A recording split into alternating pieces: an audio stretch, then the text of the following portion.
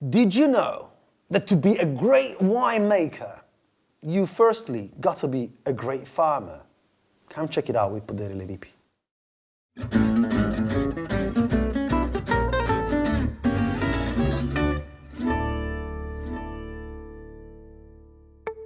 You saw me jumping on the table. That happens when the wines have got energy.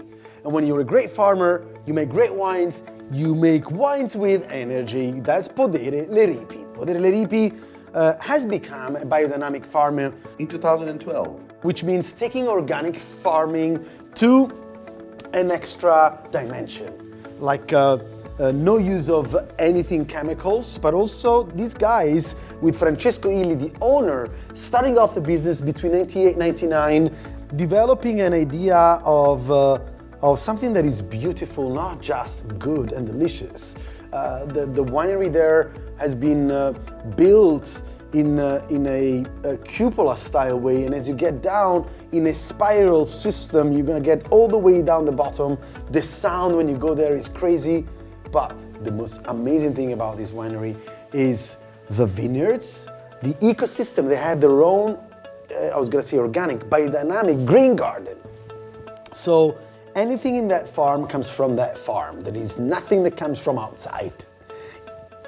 What else is there? A team of talented young people led by Sebastian Nasello, a super young winemaker that now is leading a phenomenal group of people. They're devoted to making something good. They themselves like the wines more than anyone else. There is a new white that I love.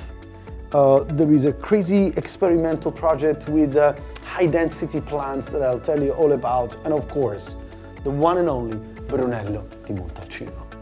So why don't you follow us? Come and check all the videos to learn all about this winery in the south end bit of Montalcino, roughly 30 hectares, and natural-driven winemaking. What else do you want there? Deliciousness, curiosity, universal love, universal gift. That's what it is about. I'm not kidding.